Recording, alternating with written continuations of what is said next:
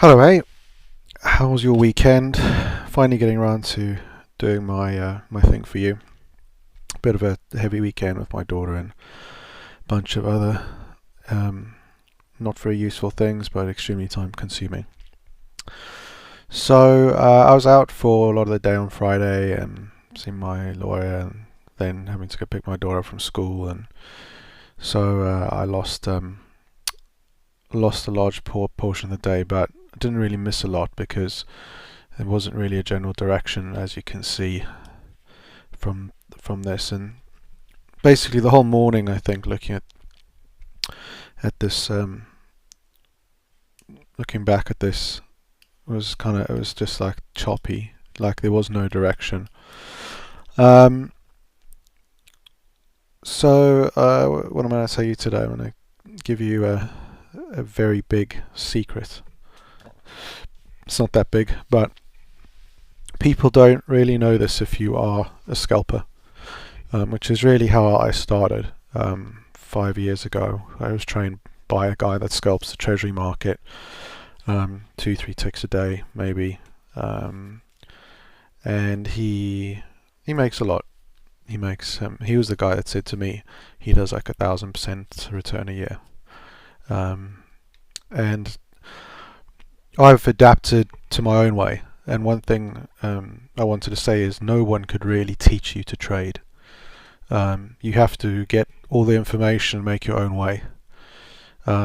He liked the treasury markets. I've hated them. They're so thick and liquid that it just never went anywhere. And at the time it didn't really suit me. But as time goes on, you change. So that's what it is. So I'll just talk through the trade here. I didn't really get settled down until later on, and I think I shouted out saying around 7 o'clock or 7:32 or something, I'm looking for a trade. Now the market obviously had been falling off, and had fallen off really hard, so it was pretty clear which direction it was going in. And looking at all the other stuff that I decided to look for a spot. Now here comes the secret. When you are trading, and this really is hardcore stuff, right? And when I say it's hardcore, it's not mentally hardcore, but it is.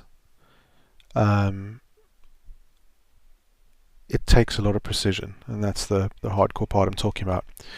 And not just precision, it goes against what one would think. So it's really counterintuitive until you know how the game works, which is the opposite way to the dumb money. So the smart money flows one way and the dumb money flows the other, and the smart money just keeps eating breakfast from the dumb money. I don't really like that term, but it's true. I don't think dumb money's dumb. I think it's just uninformed money, and people that don't know how to play the game, and basically they lose their money, which is sad. It genuinely is. But it is what it is, and you can't go against the smart money. I can't take a stand and say fuck you, smart money. I'm gonna not go your way.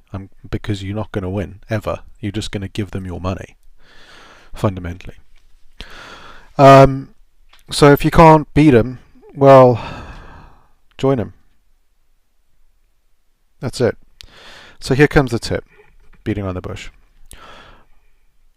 When you are selling a market, you sell on an uptick, and when you are buying a market, you buy on a downtick. Now that's a secret.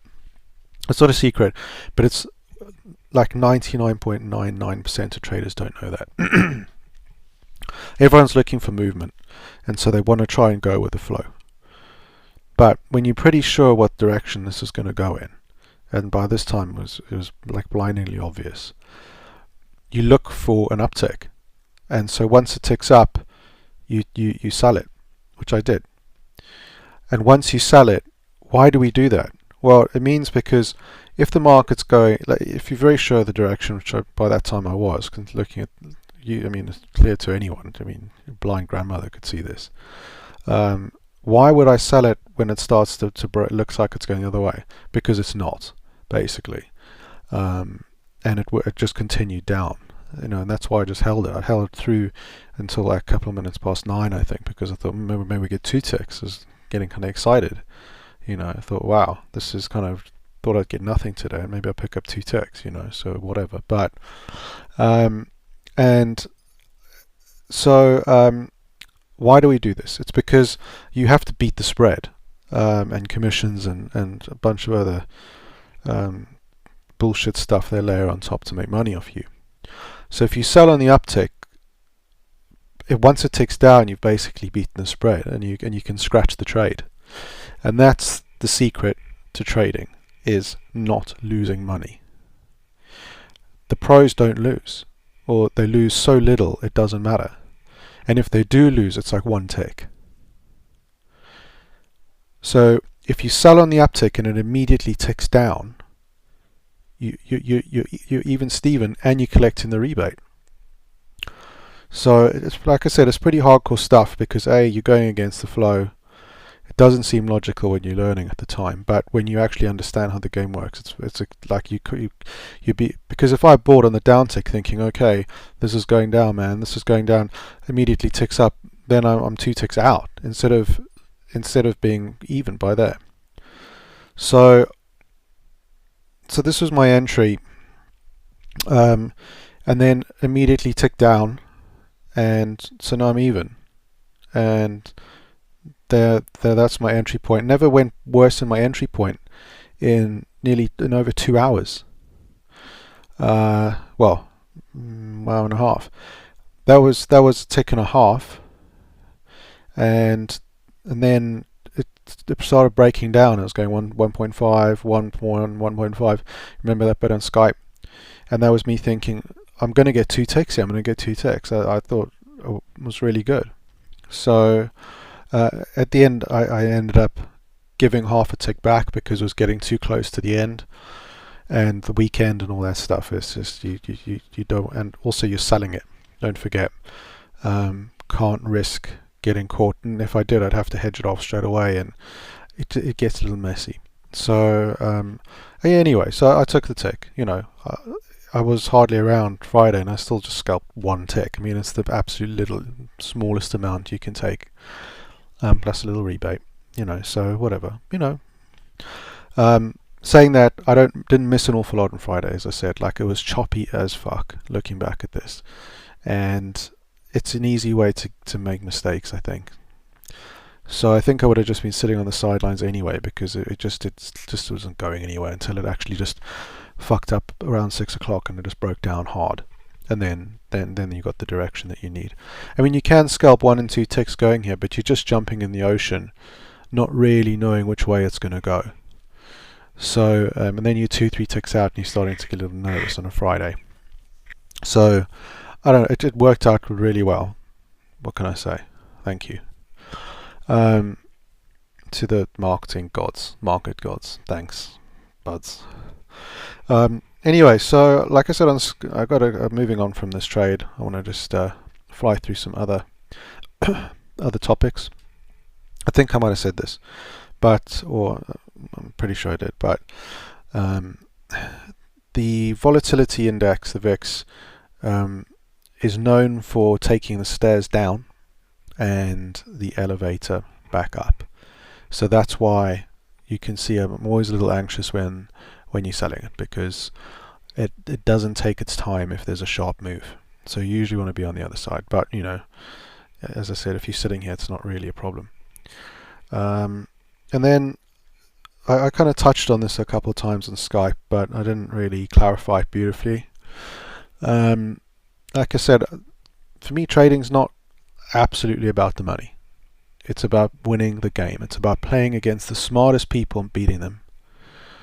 And like I said earlier in the conversation, you're not necessarily beating them, but you are winning the game, because you ride along their coattails. We don't have enough money to move the markets like they do, so they move the markets and we join them, basically.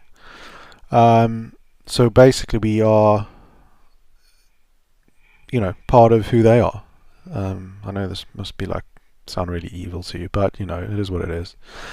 And I'm proud of that. Not proud of, I don't want to be part of the whole Ben system, but I'm proud that I actually managed to beat the game, because I see it as like a game of life. I do. I see it as a game of life. Why? Because I think it's a free lunch. Like I think I might have said this to you. My father always said to me, "No such thing as a free lunch, son. No such thing." Well, when you're taking money out the markets all the time, it's like, well, fuck you, Dad. This is a free lunch, and I'm fucking eating it.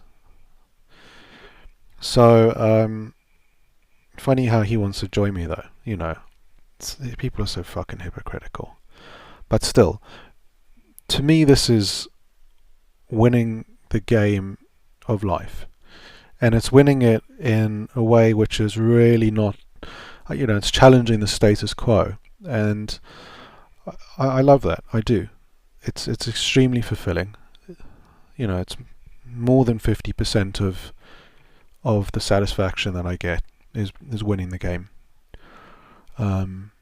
It's not, if you're driven by dollars, dollar signs, dollar notes, I think you're always going to struggle. I do, because you don't think straight. You think about the money and not winning the game. And this is just a big fucking game at the end of the day. So a little mantra for you, or for me, I'll say it out loud. Trade small, trade often, low volatility, and more consistent returns. If you hold big losers, you have incredible profit and loss volatility on your bankroll, and it's not good for your health or your wealth, for that matter. And I think I might have said this as well on Friday. You are correct to identify that mental toughness is a very, very important aspect of trading. And I say this almost being embarrassed, because it's almost like I'm taking away from some of my personality. I do see myself as someone that has almost coaxed out some of my emotional side. Because when things are tough, when you're looking for an entry and nothing's coming for days and days and days, it's easy to try and force through trades. And you have to be able to have that resilience mentally to sit and be calm. And everything has to be clear in terms of decision making. As soon as you feel pressure, you're going to have a tough time. So my whole life is geared around trading. It's like trading is the center of my universe. And like every decision I make that has nothing to do with trading, but I still in some way manage to connect it to trading and see how my personality plays out outside of the trading world, and how that loops back into my behavior and interactions with the market in the real world. I'll end with just saying that the way people behave, this is not my phrase, by the way, but what the markets do is they exaggerate one's personalities. So whatever you are and the way you behave in life are usually the way you behave in the markets.